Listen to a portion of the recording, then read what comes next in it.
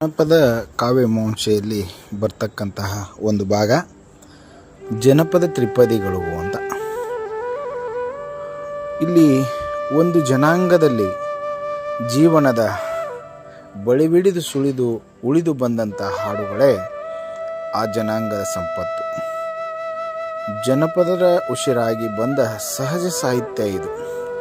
ಸಹಜತೆ ಇದರಲ್ಲಿ ಮೂಡಿ ಬರ್ತಕ್ಕಂಥದ್ದು. ಆದ್ದರಿಂದ ಇದನ್ನು ಜನಪದ ಸಾಹಿತ್ಯ ಅಂತ ಕರೀತಕ್ಕಂಥದ್ದು. ಇದು ಬಹುದಿನಗಳಿಂದ ವಾಡಿಕೆಯಲ್ಲಿ ಬರ್ತಕ್ಕಂತಹ ಮಾತಿದು. ಇಂಥ ಸಾಹಿತ್ಯ ಶತಶತಮಾನಗಳ ಗತಿಯಲ್ಲಿ ಸಂಗ್ರಹವಾಗಿರಬಹುದು ಅಂತಕ್ಕಂಥ ಊಹೆಯೂ ಕೂಡ ಇದೆ. ಈ ಜನವಾಣಿ ನಾಡಿನ ವಾತಾವರಣದಲ್ಲಿ ತೇಲಿ ನಾಲಿಗೆಯಿಂದ ನಾಲಿಗೆ ನಲಿದಾಡ್ತಕ್ಕಂತಹ ಜನಪದ ಸಾಹಿತ್ಯ ಒಬ್ಬರ ಬಾಯಿಂದ ಮತ್ತೊಬ್ಬರ ಕಿವಿಗೆ ಬಿದ್ದು ಈ ಸಾಹಿತ್ಯ ರೂಪುಗೊಳ್ತಕ್ಕಂಥದ್ದು. ಅದರ ಜೊತೆಗೆ ಜನಸಾಮಾನ್ಯರಿಗೆ ಸರಳ ನುಡಿಯಲ್ಲಿ ಹಾಡುಗಳಲ್ಲಿ ಹಾಡ್ತಕ್ಕಂಥದ್ದು, ತಿಳಿಸ್ತಕ್ಕಂಥದ್ದು. ಜನಪದ ಅಂತಕ್ಕಂಥ ಒಂದು ಶಬ್ದ ಒಂದು ಪ್ರದೇಶದ ಜನರೆಲ್ಲ ಒಟ್ಟಾಗಿ ಸೂಚಿಸ್ತಕ್ಕಂತಹ ಶಬ್ದ. ಜಾನಪದ ಎಂಬುದು ಜನಪದ ಎಂಬ ಶಬ್ದದ ವಿಶೇಷಣ ರೂಪ.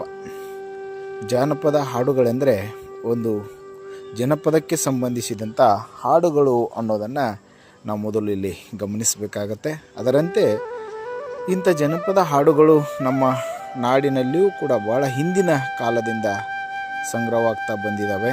ಹೀಗೆ ಮುಂದೆ ವರೆದು ಇವುಗಳು ಉಳಿದುಕೊಂಡು ಬಂದಂಥ ಜಾನಪದ ಹಾಡುಗಳು, ಬಹಳಷ್ಟು ಹಾಡುಗಳು ತ್ರಿಪದಿ ಎಂಬ ಚಂದೋ ರೂಪದಲ್ಲಿ ರಚಿತವಾದದ್ದನ್ನು ನಾವು ಕಾಣಬೇಕಾಗತ್ತೆ. ಅದಕ್ಕೆ ತ್ರಿಪದಿಯನ್ನು ನಾವಿಲ್ಲಿ ಗಮನಿಸಬೇಕಾದಂಥ ಸಂದರ್ಭವೂ ಕೂಡ ಇದೆ. ಇಲ್ಲಿ ಚಂದದ ಮೂಲ ನಾಡಿ ಯಾವುದು ಅನ್ನೋದನ್ನು ನಾವು ತಿಳಿದುಕೊಂಡ್ರೆ ಜನಪದ ತ್ರಿಪದಿಯ ಬಹುಮುಖ್ಯ ವಿಷಯ ಅರ್ಥೈಸ್ಕೊಳ್ಳೋಕೆ ಸಾಧ್ಯತೆ ಇದೆ ಅನ್ನೋದನ್ನು ಗಮನಿಸಬೇಕು. ಕನ್ನಡ ನುಡಿ ಮೊಟ್ಟ ಮೊದಲಿನ ಹಾಡುಗಳು ಯಾವುವು ಅಂತಂದರೆ ತ್ರಿಪದಿಗಳು. ಲಯದಲ್ಲಿ ಬರ್ತಕ್ಕಂಥ ಹಾಡುಗಳು, ಅವುಗಳ ಆಧಾರಗಳನ್ನಿಟ್ಕೊಂಡು ಜಾನಪದ ಹಾಡುಗಳಲ್ಲಿ, ಅದರಲ್ಲಿ ಹೆಣ್ಣು ಮಕ್ಕಳು ಹಾಡುಗಳು ಮುಕ್ಕಾಲು ಹೆಚ್ಚು ಪಾಲು ತ್ರಿಪದಿಯಲ್ಲಿ ರಚಿತವಾದದ್ದನ್ನು ನಾವು ಕಂಡುಕೊಳ್ಬೋದು. ಎರಡನೇದಾಗಿ ತ್ರಿಪದಿಯ ಲಯ ಕನ್ನಡ ನುಡಿಯ ನಡಿಗೆ ತುಂಬ ಹೊಂದಾಣಿಕೆ ಆಗ್ತಕ್ಕಂಥದ್ದು ಕೂಡ ಇದೆ. ಕನ್ನಡ ನುಡಿಗೂ ತ್ರಿಪದಿಗೂ ಇಷ್ಟೊಂದು ಸಹಜ ಹಾಗೂ ಸಜೀವ ಸಂಬಂಧವಿರೋದು ತಟ್ಟನೆ ಹೊಳಿತಕ್ಕಂಥದ್ದನ್ನು ಕೂಡ ನಾವಿಲ್ಲಿ ಕಾಣ್ಬೋದಾಗಿದೆ. ಆದ್ದರಿಂದ ತ್ರಿಪದಿ ನಮ್ಮ ಹಾಡುಗಳ ಮೂಲಕ ನಾಡಿ ಎಂಬುದರಲ್ಲಿ ಸಂದೇಹವಿಲ್ಲ ಅನ್ನೋದನ್ನು ಗಮನಿಸಬೇಕು. ನಮ್ಮ ಗೀತಗಂಗಾ ಪ್ರವಾಹದ ಗಂಗೋತ್ರಿ ಅದು. ಜಾನಪದ ಹಾಡುಗಳಲ್ಲಿ ತ್ರಿಪದಿ ಅತ್ಯಂತ ಮಹತ್ವಪೂರ್ಣವಾದಂತಹ ಪಾತ್ರವನ್ನು ನಿರ್ವಹಿಸಿದೆ ಅನ್ನೋದನ್ನು ಗಮನಿಸಿಕೊಂಡಾಗ ಇಲ್ಲಿ ತ್ರಿಪದಿಯ ರೂಪ, ರಾಗದ ಬಗ್ಗೆಯೂ ಕೂಡ ನಾವು ನೋಡಬಹುದಾಗಿದೆ ಅಂತ. ಹೆಸರೇ ಸೂಚಿಸುವಂತೆ ತ್ರಿಪದಿ ಬರವಣಿಗೆಯಲ್ಲಿ ರೂಪದಲ್ಲಿರ್ತಕ್ಕಂಥದ್ದು. ಇದು 3 ಪಾದಗಳ ಪದ್ಯ. ತ್ರಿಪದಿಯನ್ನು ಹೀಗೆ 3 ಚರಣಗಳಲ್ಲಿ ಬರೆಯುವ ಸಂಪ್ರದಾಯವೂ ಕೂಡ ಇದೆ. ಪೂರ್ವಕಾಲದಿಂದಲೂ ಕೂಡ ಇದು ಬಂದಿದೆ. ಕೃಷಕ 700ರಷ್ಟು ಹಿಂದಿನ ಕಾಲ ಬಾದಾಮಿ ಶಾಸನದಲ್ಲಿ ಈ ರೂಪವನ್ನು, ತ್ರಿಪದಿ ರೂಪವನ್ನು ನಾವು ಕಾಣ್ತೀವಿ. ಆ ತರುವಾಯ ಕೆಲವು ಚಂಪು ಕೃತಿಗಳಲ್ಲಿ ತ್ರಿಪದಿ ವಿರಳವಾಗಿ ಕಾಣ್ತಕ್ಕಂಥದ್ದು. ಅದೇ ರೂಪಗಳನ್ನು ಸುಳಿಹು ಕಾಣ್ತಕ್ಕಂಥ ದೂರದೆ, ಉದಾಹರಣೆಗೆ ಪೊನ್ನನ ಶಾಂತಿನಾಥ ಪುರಾಣದಲ್ಲಿ ಒಂದೆಡೆ ತ್ರಿಪದಿಯ 3 ಚರಣಗಳನ್ನು ನಾವು ಕಾಣ್ತೀವಿ. ಹಾಗೆ ಇಲ್ಲಿ ತ್ರಿಪದಿ ಕೆಲವೊಂದಿಷ್ಟು ಅದು 4 ಸಾಲುಗಳ ಚರಣದಲ್ಲಿ ಬರ್ತಕ್ಕಂಥದ್ದನ್ನು ಕಾಣಿದರೂ ಕೂಡ ಬರವಣಿಗೆ ರೂಪದಲ್ಲಿ ಅದು 3 ಚರಣದಲ್ಲಿ ಬರುತ್ತೆ.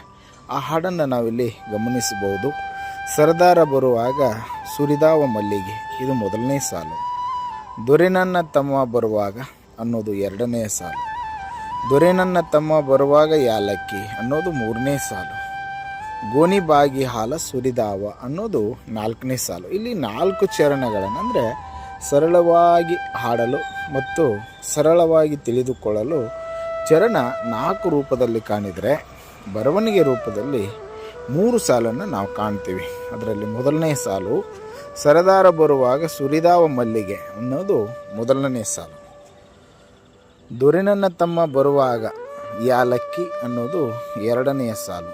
ಗೋಣಿ ಬಾಗಿ ಹಾಲ ಸುರಿದಾವ ಅನ್ನೋದು ಇದು 3ನೇ ಸಾಲು. ಹೀಗೆ 3 ಸಾಲುಗಳಲ್ಲಿ ತ್ರಿಪದಿಗಳು ರೂಪುಗೊಳ್ಳುತ್ತವೆ. ತ್ರಿಪದಿ ರಾಗ ನಿಜವಾಗಿಯೂ ಕೂಡ ಹೃದಯದ ರಾಗವಾಗಿದೆ ಅನ್ನೋದು. ತ್ರಿಪದಿಯ ಪದ್ಯವನ್ನು ಮೇಲೆ ತೋರಿಸಿದಂತೆ 4 ಚರಣಗಳಾಗಿ ರಾಗಿಸ್ತಕ್ಕಂಥದ್ದು, ಅದಕ್ಕೆ ಹೆಚ್ಚು ಹೃದಯತೆ ಉಂಟಾಗ್ತಕ್ಕಂಥದ್ದು. ಜಾನಪದ ತ್ರಿಪದಿಗಳನ್ನು ರಾಗಿಸುವ ಬಗ್ಗೆ ಪರಿ ಅಂತ ಕರಿತೀವಿ. ಹೆಣ್ಣು ಮಕ್ಕಳು ಬೀಸುವಾಗ, ಕುಟ್ಟುವಾಗ ಹಾಡುಗಳನ್ನು ಇದೇ ಬಗೆಯಾಗಿ ರಾಗವನ್ನು ಸೂಚಿಸೋದರ ಮೂಲಕ ಹಾಡ್ತಕ್ಕಂಥದ್ದು. ಅದಕ್ಕೆ ಬರವಣಿಗೆ ರೂಪದಲ್ಲಿ ತ್ರಿಪದಿ, ಅಲ್ಲಿ ರಾಗಿಸ್ತಕ್ಕಂಥ ಪರಿಯಲ್ಲಿ ಅದು 4 ಚರಣಗಳಾಗಿ ಕಿವಿಗೆ ಸವಿಯನ್ನು ಸೂಚಿಸ್ತಕ್ಕಂಥದ್ದನ್ನು ಕೂಡ ಮಾಡುತ್ತೆ. ಈ ಚಂದರೂಪದ ಯುಗಗಳಿಂದ ಕೊರಳಿನಿಂದ ನಮ್ಮ ಹಾರಗಳನ್ನು ಸಂತೈಸಿಕೊಳ್ತಕ್ಕಂಥದ್ದು, ತರಿಸ್ತಕ್ಕಂಥದ್ದು, ಜನಮನಗಳ ಪರಾಗವನ್ನು ಬೀರ್ತಕ್ಕಂಥದ್ದು. ಇಲ್ಲಿ ಜನಪದ ಜೀವನವೇ ಗೀತವಾಗಿ ಅದರ ಅನುಭವ ಪ್ರಾಸವಾಗಿ ಬರ್ತಕ್ಕಂಥದ್ದನ್ನು ನಾವು ತ್ರಿಪದಿಗಳಲ್ಲಿ ಗಮನಿಸಬಹುದಾಗಿದೆ ಅಂತ. ತ್ರಿಪದಿ ಕನ್ನಡಕ್ಕೆ ಚಂದದ ಅತ್ಯಂತ ಪ್ರಾಚೀನ ರೂಪದಲ್ಲೊಂದು ಅನ್ನೋದನ್ನು ನಾವು ನೆನಪಿಟ್ಕೊಳ್ಬೇಕು. ಇದು ದ್ರಾವಿಡ ವರ್ಗಕ್ಕೆ ಸೇರಿದ ಭಾಷೆಗಳಲ್ಲಿ ತಮಿಳು ಅತ್ಯಂತ ಪ್ರಾಚೀನವಾದದ್ದನ್ನೋದು ನಮಗೆ ತಿಳಿದ ಮಟ್ಟಿಗೆ ಗೊತ್ತಿದೆ. ತಮಿಳಿನಲ್ಲಿ ರಚಿತವಾದ ಕುರುಳ್ ಎಂಬ ಬಳಕೆಯಾಗ್ತಕ್ಕಂಥ ತ್ರಿಪದಿ ಮೊದಲನೇ 2 ಚರಣಗಳನ್ನು ಹೋಲ್ತಕ್ಕಂಥ ಛಂದೋಬದ್ಧ ಬಳಕೆಯಾಗಿತ್ತು ಅನ್ನೋದನ್ನು ನಾವು ಗಮನಿಸಿದ್ದೇವೆ. ಕುರಳ್ ಗ್ರಂಥ ತಮಿಳಿನ ಪ್ರಪ್ರಥಮ ಗ್ರಂಥವೆಂದು ಹೇಳ್ತಾರೆ. ಆದ್ದರಿಂದ ಈ ಗ್ರಂಥದ ಉದ್ದಕ್ಕೂ ಬಳಕೆಯಾದಂಥ ಈ 2 ಚರಣಗಳು ಚಂದೋ ರೂಪದಲ್ಲಿ ಕಾಲಾನುಕ್ರಮದಲ್ಲಿ ತ್ರಿಪದಿಗಳನ್ನು ರಚನೆ ಆಗ್ತಕ್ಕಂಥದ್ದನ್ನು ನಾವು ಮೊದಲಿಗೆ ನೋಡ್ಬೋದು. ಈ 2 ಚರಣಗಳಲ್ಲೂ ಚಂದೋಬದ್ಧವಾದಂಥ ಅತಿ ಸಮೀಪವಾಗಿ ಹೋಲ್ತಕ್ಕಂತಹ ಪದ್ಯಗಳು ಕನ್ನಡ ಜಾನಪದ ಹಾಡುಗಳಲ್ಲಿ ಬಳಕೆಯಾಗಿದ್ದಾವೆ ಅನ್ನೋದು ನಾವು ವಿಶೇಷವಾದ ಸಂದರ್ಭದಲ್ಲಿ ಅವುಗಳನ್ನು ಪ್ರಯೋಗಿಕ ಮಾಡಿ ಉಂಟು ಮಾಡ್ತಕ್ಕಂಥದ್ದನ್ನು ಕೂಡ ನಮ್ಮ ಕನ್ನಡ ಜನರು ಮಾಡಿದ್ದಾರೆ ಅನ್ನೋದನ್ನು ಗಮನಿಸಿಕೊಂಡಾಗ ಇಲ್ಲೊಂದು ಉದಾಹರಣೆ ಸಮೇತ ನಾವು ನೋಡ್ಬೋದಾಗಿ. ಸಂಜೆ ಅಡಿಗೆ ಮಾಡಿ ಗಂಗಿ ನೀರಿಗೆ ಬಂದೆ, ಗಂಗಮ್ಮ ತಾಯಿ ಕೊಡನೆತ್ತ ಅಂತ. ಇಲ್ಲಿ ಯಾರತ್ತ ಉತ್ತರ ಹೇಳ್ತಕ್ಕಂಥ ಸಂದರ್ಭದಲ್ಲಿ ಯಾರತ್ತ ಎತ್ತಲಿ, ಯಾರತ್ತ ಹೊರಸಲಿ, ಯಾರತ್ತ ಕೊಡವ ನೆಗವಲಿ ಅನ್ನುವಂತಹ ಒಂದು ಉದಾಹರಣೆಯನ್ನು ಗಮನಿಸಿಕೊಂಡಾಗ ಆ ಮಾತುಗಳು ಜನಪದರಲ್ಲಿ ಯಾವ ರೀತಿಯಾದಂಥ ವಿಚಾರಗಳನ್ನು ಹುಟ್ಟಿಸ್ತಾ ಇದ್ದವು ಅನ್ನೋದು. ಕನ್ನಡ ಚಂದದ ತಾಯಿ ಬೇರು ತ್ರಿಪದಿಯೇ ಆಗಿರಬಹುದು. ಹೆಚ್ಚು ನಿಚ್ಚಳವಾಗಿ ಹೊಳಿತಕ್ಕಂತಹ ಪದಗಳನ್ನು ಇಲ್ಲಿ ನಾವು ಗಮನಿಸಲಿಕ್ಕೆ ಸಾಧ್ಯತೆ ಇದೆ.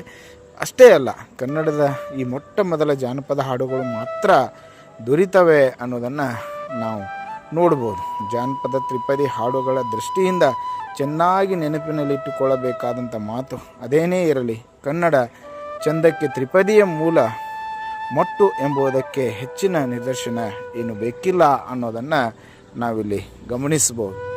ಈ ರೂಪದಲ್ಲಿ ತ್ರಿಪದಿ ರಾಗ ಎಷ್ಟು ಸರಳವೋ ಅಷ್ಟು ಸುಭಾಗವಾಗಿರ್ತಕ್ಕಂಥದ್ದು, ಸುಂದರವಾಗಿರ್ತಕ್ಕಂಥದ್ದು. ಇಲ್ಲಿ ಛಂದೋಬದ್ಧದ ಸ್ಥಾನಗಳಲ್ಲಿ 6ನೇ ಮತ್ತು 10ನೇಯ ಸ್ಥಳಗಳಲ್ಲಿ ಬರ್ತಕ್ಕಂಥ ಬ್ರಹ್ಮಗಣದ ಸ್ವರವು ಇಳಿತಕ್ಕೆ ತುಂಬ ಅನುಕೂಲವಾಗಿದೆ ಅನ್ನೋದು. ಇದರಿಂದ ರಾಗ ರಂಜನೆಗೆ ತುಂಬ ಆಸ್ಪದ ಉಂಟಾಗುತ್ತೆ. ಕನ್ನಡದ ನುಡಿಯ ಒಡಲಿನಲ್ಲಿ ಸಹಜವಾಗಿ ಸರಾಗವಾಗಿ ಈ ತ್ರಿಪದಿ ಲಯ ಹೊಮ್ಮಿ ನೆಮ್ಮದಿಯನ್ನು ನೀಡುತ್ತೆ, ಧ್ವನಿಗೂಡಿಸುತ್ತೆ. ಈ ಮಾತಿನಲ್ಲಿ ಸತ್ಯವನ್ನು ಅರಿಬಹುದಾದಂತಹ ಅನೇಕ ಪದ್ಯಗಳನ್ನು ನಾವು ಇಲ್ಲಿ ಕಾಣಕ್ಕೆ ಸಾಧ್ಯತೆ ಇದೆ. ಅದಕ್ಕೆ ಕೆಲವು ತ್ರಿಪದಿಯ ಲಕ್ಷಣಗಳನ್ನು ನಾವಿಲ್ಲಿ ನೋಡ್ಬೋದು. ಮೊದಲನೇದು ಹಾಡಿನ ಮೂಡಿಯ ಪ್ರತೀತಿಗೆ ಬರ್ತಕ್ಕಂತಹ ಅದರ ಚಂದದ ಲಯದಿಂದಾಗಿ ಲಯ ಹಾಡಾಗಿ ನಾಡಿನ ಅಲ್ಲಿ ಗೀತದ ಸೂತ್ರ ನಿಯಮಿತವಾಗಿ ಸ್ವರ ಏರಿಳಿತವಾಗ್ತಕ್ಕಂಥದ್ದನ್ನು ಕೂಡ ನಾವು ಈ ತ್ರಿಪದಿಯಲ್ಲಿ ಗಮನಿಸ್ಬೋದು. ಕ್ರಮವಾಗಿ ರಾಗವಾಗಿ ಹೊರಹೊಮ್ಮತಕ್ಕಂಥ ಸ್ವರವನ್ನು ಎಳೆದು ಹಿಗ್ಗಿಸಿ ಶ್ರುತಿಗೂಡಿಸಲು ತ್ರಿಪದಿ ಲಯದಲ್ಲಿ ತುಂಬ ಅನುವಿರುತ್ತೆ ಅಂತ. ಇನ್ನು ಮುಂದೆ ಈ ಲಯದ ಗಣಗಳು ಗಣಗಳು ಅಲ್ಲ, ಮಾತ್ರಾಡ ಗಣಗಳು ಅಲ್ಲ, ಅದರ ಗತಿಯಲ್ಲಿ ಹೊರಡುವ ಸ್ವರ ತಿಥಿಗಳಿಗೆ ಅಂಶಗಣಗಳೆಂದು ಕೂಡ ಕರೀತಕ್ಕಂಥದ್ದು. ಅಂಶಗಣಗಳಲ್ಲಿ ಸ್ಥೂಲವಾದ ಬ್ರಹ್ಮ, ವಿಷ್ಣು, ರುದ್ರ ಎಂದು 3 ಪ್ರಕಾರಗಳನ್ನು ಕಲ್ಪಿಸಿಕೊಳ್ಳಕ್ಕೆ ಸಾಧ್ಯತೆ ಇದೆ. ಬ್ರಹ್ಮಗಣ 2 ಅಂಶಗಳನ್ನು ಒಳಗೊಂಡಿರುತ್ತೆ, ವಿಷ್ಣುಗಣ 3 ಅಂಶಗಳನ್ನು ಒಳಗೊಂಡಿರುತ್ತೆ, ರುದ್ರಗಣ 4 ಅಂಶಗಳನ್ನು ಒಳಗೊಂಡಿರುತ್ತೆ ಅನ್ನೋದನ್ನು ನಾವು ಬಹಳಷ್ಟು ಹಿಂದಿನ ತರಗತಿಗಳಲ್ಲಿಯೇ ಕಂಡುಕೊಳ್ತಕ್ಕಂಥದ್ದು. ಒಂದು ಅಂಶವು ಸಾಮಾನ್ಯವಾಗಿ ಒಂದು ಗುರುವಿಗೆ ಸಮಾನವಾಗಿರುತ್ತೆ ಅದರ ಪರಿಮಾಣದಲ್ಲಿ, ಆದರೆ ಒಂದು ಲಘು ಕೂಡ ಗುರುವಿನ ವಿಸ್ತಾರವನ್ನು ಹರಡಬಹುದಾಗಿದೆ ಅನ್ನೋದು ಇದು ಅಂಶಗಣದ ವೈಶಿಷ್ಟ್ಯ. ಸಡಿಲಾದ ಎಣಿಕೆ ಅಂಶಗಣದ ವಿಶಿಷ್ಟ ಲಕ್ಷಣ, ವಿಶಿಷ್ಟ ಗುಣ. ತ್ರಿಪದಿಯ ಮೊದಲ ಚರಣ ವಿಷ್ಣು ವಿಷ್ಣು ವಿಷ್ಣು ವಿಷ್ಣು ಇರೋದು. 4 ಚರಣಗಳ ಮೊತ್ತ 2 ಚರಣ ವಿಷ್ಣು ಬ್ರಹ್ಮ ವಿಷ್ಣು ವಿಷ್ಣು ಹೀಗೆ 4 ಚರಣಗಳ ಗಣಗಳನ್ನು ಒಳಗೊಂಡಿರುತ್ತೆ. 3ನೆಯ ಚರಣದಲ್ಲಿ ವಿಷ್ಣು ಬ್ರಹ್ಮ ವಿಷ್ಣು ಹೀಗೆ 3 ಗಣಗಳ ಚರಣವನ್ನು ಈ ತ್ರಿಪದಿ ಪದ್ಯಗಳು ಒಳಗೊಂಡಿರ್ತವೆ ಅನ್ನೋದನ್ನು ನಾವಿಲ್ಲಿ ಮೂಲ ಗಮನಿಸಬೇಕಾಗತ್ತೆ. ಈ ತ್ರಿಪದಿ 3 ಪದಗಳನ್ನು ಪರಿಶೀಲಿಸಿದರೆ ಅದರಲ್ಲಿ ಒಟ್ಟು 11 ಗಣಗಳಿದ್ದು 6ನೇ ಹಾಗೂ 10ನೇ ಸ್ಥಾನದ ಗಣಗಳು ಅಲ್ಲಿ ಬ್ರಹ್ಮಗಣಗಳೆಂದು, ಉಳಿದ 9 ಗಣಗಳು ವಿಷ್ಣು ಗಣಗಳೆಂದು ಹೊಳೆಯ ಇಲ್ಲಿ ಕಂಡುಕೊಳ್ತಕ್ಕಂಥ ಅನೇಕ ಉದಾಹರಣೆಗಳನ್ನು ಈ ಗಣದ ಯೋಜನೆಯಲ್ಲಿ ನಾವು ಮಾಡಬಹುದು ಅಂತ. ಅದಕ್ಕೆ ಇಲ್ಲಿ ಒಂದು ಉದಾಹರಣೆಯನ್ನು ಕೊಟ್ಟಾರೆ. ಬ್ಯಾಸಿಗೆ ದಿವಸಕ್ಕೆ ಬೇವಿನ ಮರತಂಪ, ಭೀಮರತಿ ಎಂಬ ಹೊಳಿತಂಪ ಹಡೆದವ ನೀತಂಪ ನನ್ನ ತವರಿಗೆ ಅನ್ನುವಂಥ ಪದ್ಯವನ್ನು ನಾವು ಬಿಡಿಸಿ ನೋಡಿದಾಗ ಬ್ಯಾಸಿಗೆ ಇಲ್ಲಿ ವಿಷ್ಣುಗಣ ಬರುತ್ತೆ, ದಿವಸಕ ಅನ್ನೋದು ಕೂಡ ವಿಷ್ಣುಗಣ ಬರುತ್ತೆ, ಬೇವಿನ ವಿಷ್ಣುಗಣ, ಮರತಂಪ ಅನ್ನೋದು ಕೂಡ ವಿಷ್ಣುಗಣ. ಇಲ್ಲಿ 4 ಗಣಗಳನ್ನು ವಿಷ್ಣುಗಣಗಳನ್ನು ಮೊದಲನೆಯ ಚರಣದಲ್ಲಿ ನಾವು ಕಂಡುಕೊಳ್ಳೋಕ್ಕೆ ಸಾಧ್ಯತೆ ಇದೆ. ಇನ್ನು 2ನೇ ಚರಣದಲ್ಲಿ ಭೀಮರತಿ ಎಂಬ ಹೊಳಿತಂಪ ಹಡೆದವ್ವ ಅನ್ನುವಂತಹ ಸಾಲಿನಲ್ಲಿ ಭೀಮರತಿ ಇದು ವಿಷ್ಣುಗಣ, ಎಂಬ ಅಂತಕ್ಕಂಥದ್ದು ಬ್ರಹ್ಮಗಣ, ಹೊಳಿತಂಪ ವಿಷ್ಣುಗಣ, ಹಡೆದವ್ವ ಅನ್ನೋದು ಕೂಡ ವಿಷ್ಣುಗಣ ಅನ್ನೋದನ್ನು ನಾವು ವಿಭಾಗಿಸಿ ನೋಡ್ತೀವಿ. ಹಾಗೆ ನೀತಂಪ ನನ್ನ ತವರಿಗೆ ಅನ್ನೋದು ವಿಷ್ಣುಗಣ, ಬ್ರಹ್ಮಗಣ ಮತ್ತು ವಿಷ್ಣುಗಣವನ್ನು ಕೂಡ ಈ ಒಂದು ಚರಣದಲ್ಲಿ ನಾವು ಕಂಡುಕೊಳ್ಳೋಕ್ಕೆ ಸಾಧ್ಯತೆ ಇದೆ. 6, 10ನೆಯ ಸ್ಥಾನದಲ್ಲಿ ಬರ್ತಕ್ಕಂಥ ಬ್ರಹ್ಮಗಣವು ರಾಗ ಲಹರಿಗೆ ತುಂಬ ಅನುಕೂಲವಾಗಿ ಪರಿಣಮಿಸುತ್ತೆ. ಜೊತೆಗೆ ದನಿ ಎಳೆದಂತೆ ರಾಗ ಹೊರಬರುತ್ತೆ. ಗಂಡು ಮಕ್ಕಳಿಗೆ ಸಂಬಂಧಿಸಿದಂಥ ಹಾಡುಗಳನ್ನು ಎಂದರೆ ಉತ್ತಿ ಬಿತ್ತುವಾಗ, ರಾಶಿ ಮಾಡುವಾಗ ಅವರು ತಮ್ಮ ಹಾಡುಗಳನ್ನು ಹಾಡ್ತಕ್ಕಂಥ ಸಂದರ್ಭದಲ್ಲಿ ಹಾಡುವ ಪರಿಯೇ ಬೇರೆ. ಅಷ್ಟೇ ಅಲ್ಲ, ಗರತಿ ಹಾಡ್ತಕ್ಕಂಥ ಸಂದರ್ಭಕ್ಕನುಸಾರವಾಗಿ ಅಂದರೆ ಬೀಸುವ, ಕುಟ್ಟುವ, ಮನೆ ಕೆಲಸ ಮಾಡ್ತಕ್ಕಂಥ ಸಂದರ್ಭಗಳಲ್ಲಿ ತ್ರಿಪದಿಗಳನ್ನು ರಾಗಿಸುವ ಬಗೆ ಇನ್ನೊಂದಿದೆ. ಅಂದವಾದ ರಾಗ, ಅದೊಂದು ಸವಿ ಸೂಸ್ತಕ್ಕಂತಹ ಪರಾಗ. ಗೃಹಿಣಿಯರು ಇಂತಹ ಕೆಲವು ಸಂದರ್ಭಗಳಲ್ಲಿ ಹಾಡುಗಳನ್ನು ನೀಲ, ಕೋಲ, ಸು ಎಂದು ದನಿಗೂಡಿಸಿ ಅಲ್ಲಿ ಸೊಗಸಾಗಿ ಹಾಡುವುದನ್ನು ಕೂಡ ನಾವು ಕಾಣ್ತೀವಿ. ಅವುಗಳ ರಸ ರುಚಿಗಳನ್ನು ಅರಿಯಬೇಕಾದರೆ ಸರಿಯಾಗಿ ಸಾಂಪ್ರದಾಯಿಕ ಅನುಸಾರವಾಗಿ ರಾಗಿಸಬಲ್ಲಂತಹ ಆ ತ್ರಿಪದಿಗಳನ್ನು ಹಾಡುಗಳನ್ನು ಕೇಳಬೇಕು. ನೀಲ, ಕುಲ ಮೊದಲಾದಂಥ ದನಿಗೂಡಿಸಿ ತ್ರಿಪದಿಗಳ ರಚಿಸ್ತಕ್ಕಂಥ ರೀತಿಯನ್ನು ಕೂಡ ನಾವು ಕಾಣೋಕ್ಕೆ ಸಾಧ್ಯತೆ ಇದೆ. ಅದಕ್ಕೆ ಇಲ್ಲಿ ಲಯದ ಲಕ್ಷಣವನ್ನು ನಾವು ಗಮನಿಸಿಕೊಂಡಾಗ ಇಲ್ಲಿ ಜನಪದ ತ್ರಿಪದಿಯ ಲಯ ತುಂಬ ಸುಗಮವಾದದ್ದು. ಸಹಜವಾದ ಸ್ವರ ಆಂದೋಲನದಿಂದ ತ್ರಿಪದಿ ಮುಖ್ಯ ಲಕ್ಷಣಗಳನ್ನು ನಾವು ಕಾಣೋಕ್ಕೆ ಸಾಧ್ಯತೆ ಇದೆ. ಅಕ್ಷರಗಳ ಅಥವಾ ಮಾತ್ರೆಗಳ ಸಂಖ್ಯಾ ನಿರ್ಬಂಧ ಇಲ್ಲಿ ತ್ರಿಪದಿಯ ಲಯದಲ್ಲಿ ಹೇಗೆ ಬೇಕೋ ಹಾಗೆ ಹಿಗ್ಗುವ ಅಥವಾ ನಿಡಿ ಬೀಳ್ಕೊಳ್ತಕ್ಕಂತಹ ಸ್ವರಾಂಶ ತತಿಗಳನ್ನು ಇಲ್ಲಿ ಗಣಗಳನ್ನು ಹಿತವಾಗಿ ಹದಳುವಾಗಿ ಹೊಂದಿಕೊಳ್ಳುತ್ತವೆ. ಹಚ್ಚಡದ ಪದರಾಗ ಅಚ್ಚ ಮಲ್ಲಿಗೆ ಹೂವ, ಬಿಚ್ಚಿನ ಮ್ಯಾಲ ಒಗೆಯುವಂಥ ರಾಯನ ಬಿಟ್ಟಂಗ ಬರಲೆ ಹಡೆದವ್ವ ಅನ್ನುವಂಥ ಒಂದು ತ್ರಿಪದಿಯಲ್ಲಿ ಇಲ್ಲಿ ಲಯ, ನಿಲುವು, ನೆಲೆಗಳನ್ನು ಗುರುತಿಸುವುದು, ಅದರ ಜೊತೆಗೆ ಅದನ್ನು ಯಾವ ರೀತಿ ಹಾಕಿ ತೋರಿಸ್ತಕ್ಕಂಥ ತ್ರಿಪದಿಯ ಗಣಗಳು ತಾವಾಗಿ ಹೊರಡತಕ್ಕಂಥದ್ದನ್ನು ಕೂಡ ನಾವಿಲ್ಲಿ ಗಮನಿಸ್ತೀವಿ.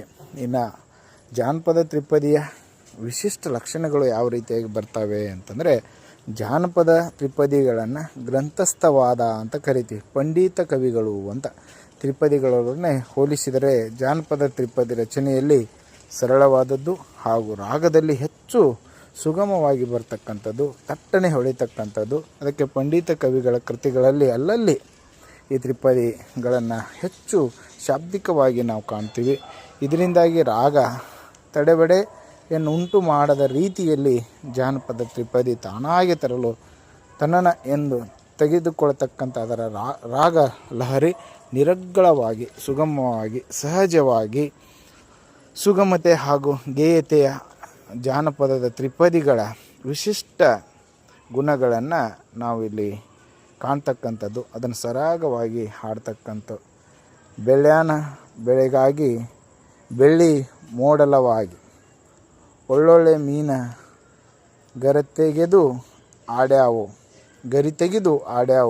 ಗರತಿ ಗಂಗಮ್ಮನ ಉಡಿಯಾಗ. ಭಾಳ ವಿಶಿಷ್ಟವಾದಂತಹ ಅನೇಕ ತ್ರಿಪದಿಗಳನ್ನು ನಾವಿಲ್ಲಿ ಕಾಣೋಕ್ಕೆ ಸಾಧ್ಯತೆ ಇದೆ. ಹೀಗೆ ಅನೇಕ ತ್ರಿಪದಿಗಳನ್ನು ಜಾನಪದರು ಕೆಲವೊಂದಿಷ್ಟು ಹಾಡುಗಳಲ್ಲಿ ಹೇಳಿದ್ದಾರೆ. ಅದರಲ್ಲಿ ಕೆಲವೊಂದಿಷ್ಟು ಪದ್ಯಗಳನ್ನು ನಾನು ಹೇಳ್ತೀನಿ. ಕೂಸು ಇದ್ದ ಮನೆಗೆ ಬೀಸಣಿಕೆ ಯಾತಕ, ಕೂಸು ಕಂದಮ್ಮ ಒಳಹೊರಗ ಆಡಿದರ ಬೀಸಣಿಕೆ ಗಾಳಿ ಸುಳಿದಾವ ಅಂತಂದರೆ ಇಲ್ಲಿ ಚರಣದ ಮೊದಲಕ್ಷರ ಪ್ರಾಸ ಸೊಗಸಾಗಿ ಕಾಣ್ತಕ್ಕಂಥದ್ದನ್ನು ನಾವು ಇಲ್ಲಿ ಗಮನಿಸೋಕ್ಕೆ ಸಾಧ್ಯತೆ ಇದೆ.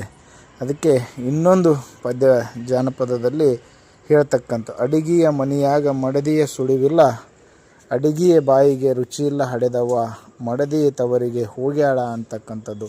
ಇಲ್ಲಿ ಆ ಚರಣದ ನುಡಿ ಚದುರಿಸ್ತಕ್ಕಂಥ ರುಚಿಯ ಬಗ್ಗೆ ಹೇಳ್ತಕ್ಕಂಥ ಶೈಲಿ ಭಾಳ ವಿಶಿಷ್ಟವಾಗಿದೆ ಅನ್ನೋದನ್ನು ನಾವು ಗಮನಿಸಿಕೊಂಡ್ರೆ, ಇಲ್ಲಿ ಪ್ರಾಸವಿನ್ಯಾಸ, ಶಬ್ದಚಿತ್ರಗಳು ಎತ್ತಿ ತೋರ್ತಕ್ಕಂಥದ್ದು, ನೇರವಾಗಿ ಅಲ್ಲಿ ಸ್ವಭಾವ ಅಲಂಕಾರ ಯುಕ್ತವಾಗಿ ಬರ್ತಕ್ಕಂಥ ತ್ರಿಪದಿಗಳನ್ನು ನಾವು ಕಾಣ್ತೀವಿ. ಅದಕ್ಕೆ ತ್ರಿಪದಿಯಲ್ಲಿ ದಿನದ ಬಾಳಿನನಗೆ, ನೋವಿನ ಹಾಡುಗಳು, ಮನೆಗೆಲಸ, ಹೊಲಗೆಲಸದೊಡನೆ ಸಾಗುವ ಪದ್ಯಗಳನ್ನು, ನಯ, ನೀತಿ, ದಯೆ, ಧರ್ಮ ಮೊದಲಾದ ವಿಷಯಗಳನ್ನೊಳಗೊಂಡು ಈ ಹಾಡುಗಳನ್ನು, ಈ ಕಥನ ಗೀತೆಗಳನ್ನು ಹಬ್ಬ ಹುಣ್ಣಿಮೆಗಳಿಗೆ ಸಂಬಂಧಿಸಿದ ಹರುಷದ ಹಾಡುಗಳ ಜೊತೆಗೆ ಹಲವು ವಿಶೇಷ ಸಂದರ್ಭಗಳಲ್ಲಿ ಈ ಪದ್ಯಗಳನ್ನು ನಾವು ಹಾಡ್ತೀವಿ. ಅದಕ್ಕೆ ಈ ಲಯ ಹಾಡು ವಿಶೇಷ ವೈವಿಧ್ಯ ವಿಸ್ತಾರದಿಂದ ಕೂಡತಕ್ಕಂಥ ಸಾಕ್ಷಿ ಹಾಡುಗಳನ್ನು ಕೂಡ ನಾವು ಕಾಣೋಕ್ಕೆ ಸಾಧ್ಯತೆ ಇದೆ. ಒಟ್ಟಿನಲ್ಲಿ ಸರಳ ಲಯದಿಂದ ಸುಗಮ ರಾಗವಾಗಿ ಬರ್ತಕ್ಕಂಥ ಸುಂದರ ಚಿತ್ರಣ ಶೈಲಿಯಿಂದಾಗಿ ಬಿಡಿ ಬಿಡಿ ನುಡಿಗಳ ಮೂಲಕ ಬೆಡಗಿನಿಂದಾಗಿ ಜಾನಪದ ತ್ರಿಪದಿಯ ಹಾಡುಗಳನ್ನು ಕನ್ನಡದಲ್ಲಿ ಒಂದು ಸೊಗಸಾದ ಗೀತೆ, ಸಾಂಪ್ರದಾಯಿಕ ಸೊಬಗಿನ ಭಾವಗೀತೆಗಳ ಸಾಂಪ್ರದಾಯವಾಗಿ ಸುಳಿದು ಬಂದಿವೆ ಅನ್ನೋದನ್ನು ನಾವು ಗಮನಿಸಿಕೊಂಡು ಈ ತ್ರಿಪದಿಗಳ ಬಗ್ಗೆ ಬಹಳಷ್ಟು ಇನ್ನೂ ವಿಷಯಗಳನ್ನು ತಿಳ್ಕೊಳ್ಳೋಕ್ಕೆ ಸಾಧ್ಯತೆ ಇದೆ. ಅದಕ್ಕೆ ನೀವು ಓದ್ತಕ್ಕಂಥ ಸಂದರ್ಭದಲ್ಲಿ ಇವುಗಳನ್ನಿಷ್ಟು ಓದಿ ತಮ್ಮ ಪಠ್ಯಕ್ರಮಕ್ಕೆ ಇದ್ದಂಥ ವಿಷಯಗಳನ್ನು ಗಮನಿಸಿದರೆ ಪರೀಕ್ಷೆಗೆ ಅನುಕೂಲ ಆಗುತ್ತೆ ಅನ್ನುವ ಭಾವ ನನ್ನದು.